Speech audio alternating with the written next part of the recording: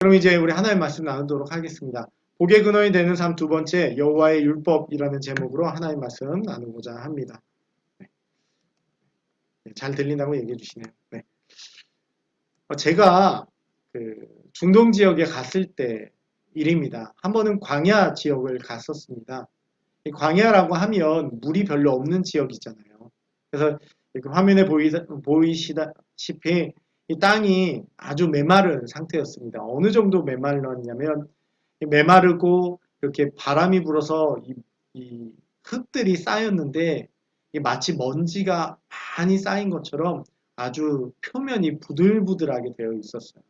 그래서 제가 이렇게 발로 밟으면 이렇게 발이 쑥 들어갈 정도로 그렇게 메마르고 이렇게 흙이 참 많은 그런 상태의 광야였습니다. 그래서 발을 떼면 또 이렇게 발자국이 남기도 하는 정도의 모습이었습니다.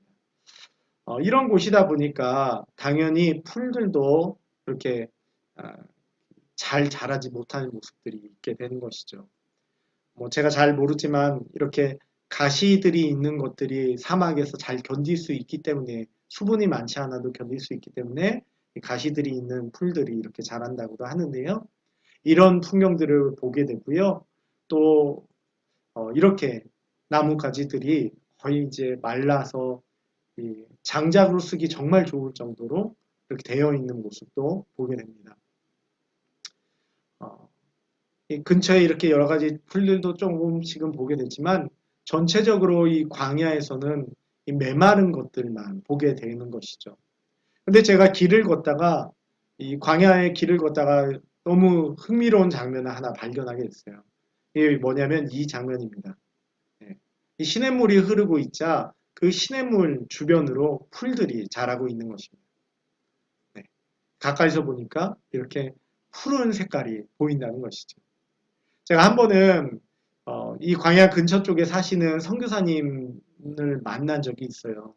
근데 그 선교사님 부부가 하는 말이 여행을 가겠다는 거예요. 어디로 여행 가시냐고 물어봤더니 딱 한마디 얘기하더라고요. 숲이 있는 곳으로 여행을 가겠다는 겁니다. 제가 그 말을 듣고 상당히 놀랐었습니다. 왜냐하면 우리한테 되게 광야나 사막이 매력적인 장소이고 숲은 하도 많이 보니까 별거 아닌 것처럼 느껴졌는데 그들에게는 푸른 풀이 너무나도 그리웠던 것이죠. 그래서 숲으로 여행을 간다라고 얘기를 하더라고요. 이렇게 시냇물이 흐르자 그 시냇물 흐르는 곳에는 파란색의 풀들이 보이고 그리고 그 옆에는 나무들도 자라게 됩니다. 왜 그렇게 될까요? 물이 있었기 때문입니다. 시냇가에 심은 나무라는 말이 절로 생각이 나는 장면이었습니다. 아무리 척박해 보여도 아무리 척박한 땅이어도 물이 있다면 거기에는 생명이 있는 것입니다. 성경은 말합니다. 복 있는 사람이 이런 모습이라고 말입니다. 무슨 보상을 앞날 후에 받게 되는 게 아니고 물이 있음으로 인해서 자연스럽게 푸르름을 가질 수 있게 되는 인생. 삶이 있는 인생, 생명이 있는 인생, 그런 인생이 복이 있는 삶이라는 것입니다. 시편 1편을 쓴 시인이 우리가 지금 현재 보고 있는 이 사진 속의 풍경을 보면서 이 복 있는 사람을 말한 것은 아니지만 비슷한 중동의 풍경 속에서 아마 광야를 아는 시인이 시냇가에서는 적어도 푸른 풀을 보았던 것을 기억하며 이 시를 지었던 것 같습니다. 시냇가에 심은 나무가 어떤 생명력을 가지는지를 두 눈으로 똑똑히 보면서 그렇게 시를 썼던 것 같습니다. 그래서 1편 후반부의 표현이 이를 잘 보여줍니다. 1편 후반부 4절에서 6절은 이렇게 얘기합니다. 악인들은 그렇지 아니하며 오직 바람에 나는 겨와 같도다. 그러므로 악인들은 심판을 견디지 못하며 죄인들이 의인들의 모임에 들지 못하리로다. 무릇 의인들의 길은 여호와께서 인정하시나 악인들의 길은 망하리로다. 이 시냇가의 풍경을 아는 시인은 악인과 의인의 삶이 어떻게 될지를 이 시냇가에 비유해서 얘기하는 것이죠. 악인의 처지와 의인의 상황을 보면요. 이 본문에 나온 상황을 보면 마치 말라 비틀어진 나무와 생명이 있는 나무를 보는 것 같습니다. 그렇지 않습니까? 악인들은 바람에 나는 겨와 같다. 심판을 견딜 수가 없다. 하지만 의인들은 이 여호와께서 인정하시는 그 생명의 축복이 있는 모습인 것이죠. 여호와께서 인정하시는 삶을 살며 하나님의 은혜를 받는 삶, 그런 삶을 살아가는 우리가 되길 소망합니다. 올해 우리의 삶이요, 코로나 말고도 수많은 어려움이 있습니다. 그래서 마치 광야 같은 곳이에요. 발이 푹푹 빠지는 그런 광야 같은 곳입니다. 그렇지만 그런 곳이라 하더라도 하나님이 함께 하시는 삶, 하나님이 인정하시는 삶이면 그곳은 시냇가가 될 줄로 믿습니다.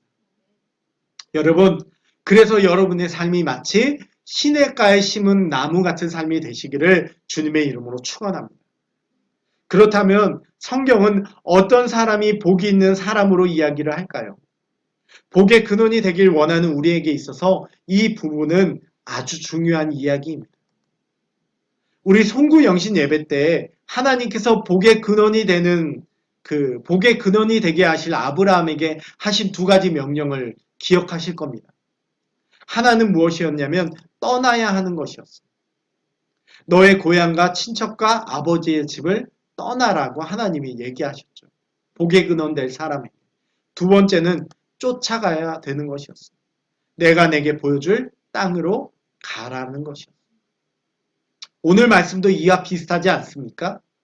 우리 복 있는 사람은 악인들의 꾀를 따르지 아니하며 죄인들의 길에 서지 아니하며 오만한 자들의 자리에 앉지 아니하고 떠나야 될 것을 알려주고 있는 것입니다. 그리고 2절에서 적극적으로 쫓아가야 될 것을 얘기해 줍니다. 오직 여호와의 율법을 즐거워하여 그의 율법을 주야로 묵상하는 것. 그것이 우리가 쫓아가야 되는 것이라는 것이죠.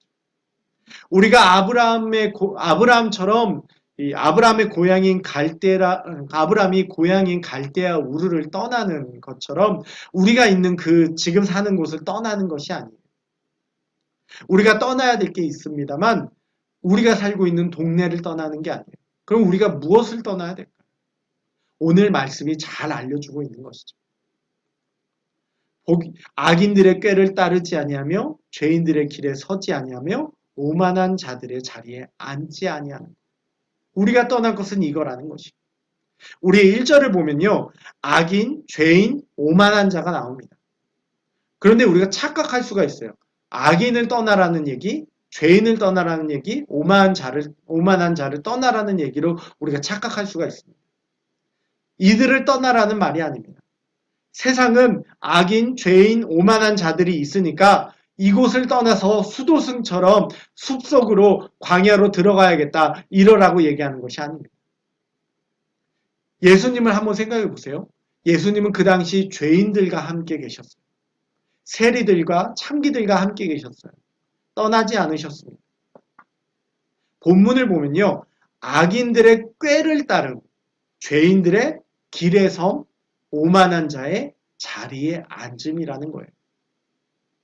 어떤 신학자가 이를 정말 잘 설명해 줬더라고요. 저는 그걸 들으면서 정말 박수를 칠 뻔했습니다. 어떤 신학자가 이걸 이렇게 설명합니다. 정말 간단하게 설명하더라고요. 악인들의 나쁜 영향을 따라가지 않는다는 거예요. 그렇지 않습니까? 악인들의 꾀를 따르지 않고 죄인들의 길에 서지 않고 오만한 자들의 자리에 앉지 않는다는 건 결국 악인들의 나쁜 영향을 안 따라간다는 거예요. 예수님이 세리나 죄인들이나 창기와 함께 있을 때 죄의 모습을 따라가지 않으셨어요. 함께는 계셨지만 따라가지는 않았어요. 그 영향을 따라가지는 않았어요. 특히 따르다, 서다, 앉다라고 표현이 되는 것은 점진적인 표현입니다. 따르다는 걷다라는 것을 의미합니다. 걷다가 섰다가 아예 그 자리에 눌러 앉아버리는 모습. 점차 죄에 빠져들면요. 왜 우리 그런 말이 있지 않습니까? 바늘도둑이 소도둑 된다. 라는 것처럼 그렇게 점차 죄의 모습에 영향을 받아가면 다음에는 더 자극적이고 더 심한 죄의 모습으로 변해가게 되는 것이죠. 결국 복 있는 사람이 되고 싶으면 우리가 떠나야 될 게 있습니다. 그것이 무엇입니까? 악인들의 나쁜 영향을 따라가지 않는 것입니다. 여러분, 세상이 하니까 나도 한다라고 해서는 안 된다는 것이죠. 참 안타까운 것 중에 이 기독교인들 중에서 참 불법적인 모습을 저지르는 분들이 있어요. 그거에 대해서 얘기를 할 때 다른 사람들 다 한다라고 얘기해요. 그렇지만 우리가 기억해야 될 게 무엇입니까? 세상이 하니까 나도 한다가 아니라는 것이죠. 우리가 진정 복이 있는 사람이 되고 싶으면 악인들의 영향을 따라가지 않는 모습이 필요하다는 것입니다. 그렇게 될 때 우리가 복 있는 사람이 된다는 것이죠. 우리 떠나야 합니다. 악인들의 나쁜 영향을 떠나야 합니다. 그렇다면 우리가 어떻게 해야 될까요? 적극적으로 어떻게 해야 될지 2절이 우리에게 얘기해 주고 있는 것입니다. 오직 여호와의 율법을 즐거워하여 그의 율법을 주야로 묵상한다는 것입니다. 복 있는 사람이 되려면은 그 생명력이 넘치는 나무처럼 살고 싶다면, 그래서 그 척박한 땅에서도 푸른 빛을 뽐내고 싶다면 우리가 할 일은 단 하나입니다. 악인들의 나쁜 영향을 따라가지 않고 여호와의 율법을 따라가는 것입니다. 여호와의 율법을 따라가는 것입니다. 이 여호와의 율법을 따라가면 어떻게 할 수 있을까요? 본문을 보니까 율법을 즐거워하고 율법을 주야로 묵상한다고 말합니다. 여러분, 여기서 묵상하다라는 말은요, 이 히브리어로 하가라는 말인데 비둘기가 이렇게 소리를 내는 것을 이 의성어로 바꾸는 겁니다. 비둘기가 구구 막 이런 식으로 소리를 내는 걸 의성어로 바꿔서 하가라고 합니다. 그래서 학자들은 이거를 중얼거린다로 번역하는 게 맞다고 얘기합니다. 우리가 흔히 묵상한다라고 하면요, 책상에 정자세로 앉아서 성경 펼치고 한 손에 큐티책을 꺼내서는 이렇게 펜과 함께 이렇게 써가면서 그렇게 기도하면서 이렇게 하는 것이 아니라 마치 중얼거리, 하루 종일 중얼거리. 저는 이거를요 가장 이해하기 쉬운 모습을 발견했어요. 노래인 것이죠. 여러분, 이 노래를 하는 모습을 한번 생각해 보세요. 우리가 일을 할 때 노래를 흥얼거립니다. 운전을 할 때도 노래를 흥얼거립니다. 길을 걸을 때도 노래를 흥얼거립니다. 심지어 어떤 분은 화장실 갈 때도 노래를 흥얼거립니다. 그렇게 일상에서 노래를 합니다. 설거지 할 때도 노래를 합니다. 일상에서 노래하듯이 율법을 묵상하는 것입니다. 그것이 바로 율법을 주야로 묵상하는 모습인 것이죠. 결국 이건 율법을 즐기는 자라고 말할 수 있겠습니다. 율법을 즐거워하고 율법을 하루 종일 중얼거리는 것, 노래 부르듯이 중얼거리는 것은 결국 율법을 즐기는 것이라고 말할 수 있는 것이죠. 이 모습이 어떻게 가능할까요? 이 설교 들으면서 당황하실 수 있어요. 율법은 즐겁지 않은데 이 고리타분한 율법이 어떻게 즐거울 수 있을까? 이 지루한 율법이 어떻게 즐기는 게 될까? 방법은 너무나도 간단합니다. 우리가 사랑에 빠질 때의 모습을 생각해 보면 됩니다. 여러분, 사랑에 빠진 대상이 무엇이든지 간에, 그게 뭐 이성적인 거든지 아니면 다른 무엇이든지 간에 사랑에 빠진 대상이 생기면요, 우리 즐거워하게 돼요. 하루 종일 묵상하게 돼요. 하루 종일 중얼거리게 됩니다. 결국 우리가 율법을 주의 깊게 묵상하고 즐거워하기 위해서는 단 하나밖에 없습니다. 여호와를 사랑하는 것밖에 없습니다. 여호와를 사랑할 때 율법을 즐길 수 있게 되는 것이죠. 여호와께서 우리를 어떻게 사랑하셨는지를 한번 묵상해 보십시오. 그분이 나를 위해 무엇을 하셨는지 묵상하면 우리의 마음에 사랑으로 가득 찰 수밖에 없습니다. 그렇게 주님을 사랑하는 마음으로 율법을 대하는 겁니다. 또 하나, 율법을 즐긴다는 것은요, 율법이 어려울 때는 그렇게 못하는 것 같아요. 제가 보니까 아무리 즐거운 거라도 어려우면 즐기지 못하는 것 같아요. 제가 예전에 다른 교회에서 사역할 때 어떤 집사님한테 이렇게 교리에 관한 책을 선물로 드렸어요.